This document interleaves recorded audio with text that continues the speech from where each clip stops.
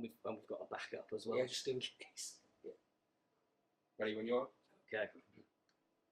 Hello everyone, and welcome to the Counting House. This is the part of the whiskey tasting that is the most exciting, that is the tasting side of things. Now, we're going to be jumping around a little bit here, because we're starting with the 10 here in Edinburgh, and then we're going to be heading back to the distillery for the 12 and the 18.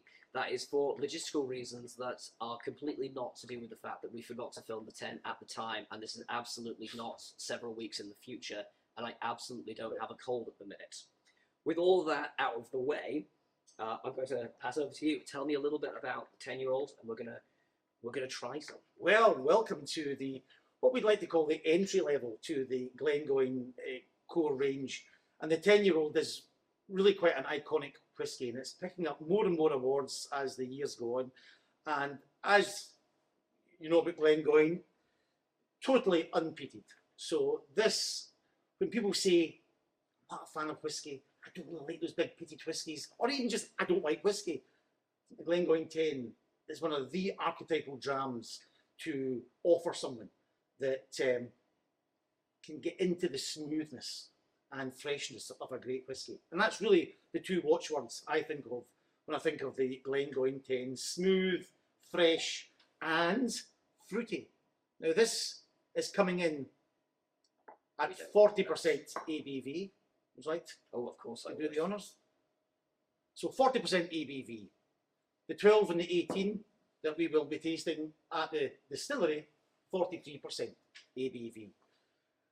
The 10 on the nose, oh, well, it's fresh, isn't it? It's beautiful. There's no nose nip.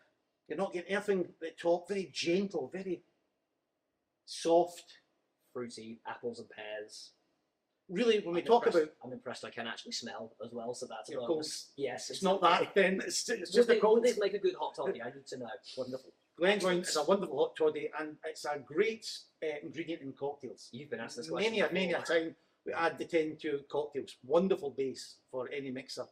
But really, when we talk about the 10 Glengoyne, I think it's really the closest expression to the new make spirit.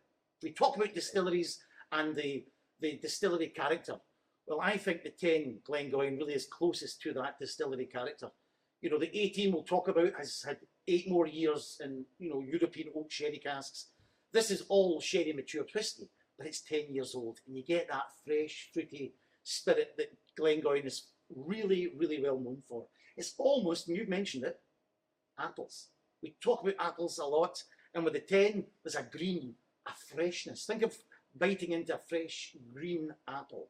And for this part of the day, when it's still daylight outside, this is a wonderful aperitif to get the night started. So let's have a small taste of it and enjoy. Cheers, folks.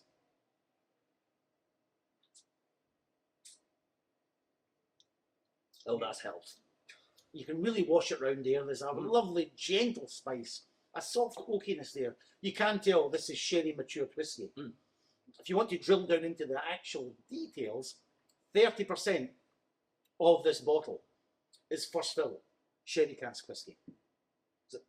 15% European oak, that right spice, that richness, and 15% of that American oak, that softer, sweeter notes there in the palate. And then you've got 70% is the refill casks. I've been on tasting in the past where people have talked about kind of like their taste vocabulary, and it's when you have something that reminds you of something else, either in your past or something you've tried before, because obviously you can't really taste something if you haven't tasted it. My mum used to make apple flapjacks a lot. I'm getting a fair bit of like, kind of like, there's the sweetness element of it. She went a little overboard with the golden syrup, but it's what made them good. And she would use like dried apples and fresh apples in it. It's reminding me a fair bit of that. It's so reminiscent. It's weird to have a nostalgic whiskey when you've just drank it, but yeah, that's kind of what I'm getting from that. It's reminding me of that. There's a lot of butteriness there as well. That apple, as you say, is what the Glengoyne spirit. If you tasted it before it goes into a cask, you would get that lovely green apple and very fruity, some raisiny taste notes there as well. And I think it is, you're right enough, whisky is so evocative. Our sense of smell, straight into the brain. Any other sense we have is a middleman, but the sense of smell is hot-wired into your brain, so the memory is triggering. And I guess, if you fell out an apple tree, you might have adverse thoughts to apples. You'll think, no. But generally speaking, a lovely fresh green apple. And I think there's a hint of nuttiness there as well when you start drilling down into the details of it. It's a 10-year-old, but it's still quite complex, as we say about whiskies. I know it's a cliche, but there are different levels to this whiskey. There's a lot of whiskey out there now where the age statement is almost beside the point. I mean, Glengoyne do everything slowly, basically, so that definitely helps with it. But as well, we've seen you guys have fantastic choice of casks when it comes to it. You know, so you choose everything very, very carefully, very precisely. And you're right enough to get slow distillation. Yeah. That's the key to the character you're tasting right now. There's nothing wrong with a fast distillation. Many distilleries talk about getting the vapour over the line and condensing it rapidly. That's lovely. You've got a creamier and oilier spirit from there.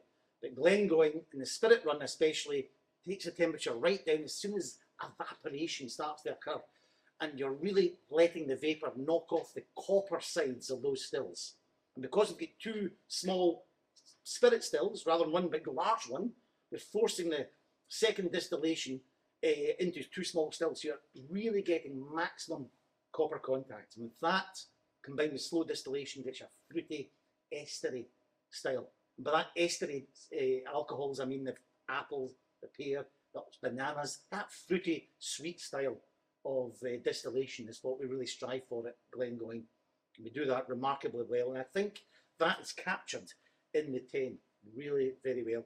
40% ABV, as I say, so it's very approachable for this time of the afternoon. It's a good summer whiskey, and it will go with other things. Well, all I know is that you've managed to make apple flapjack whiskey, and I thank you for it, because I didn't know that was something I needed in my life.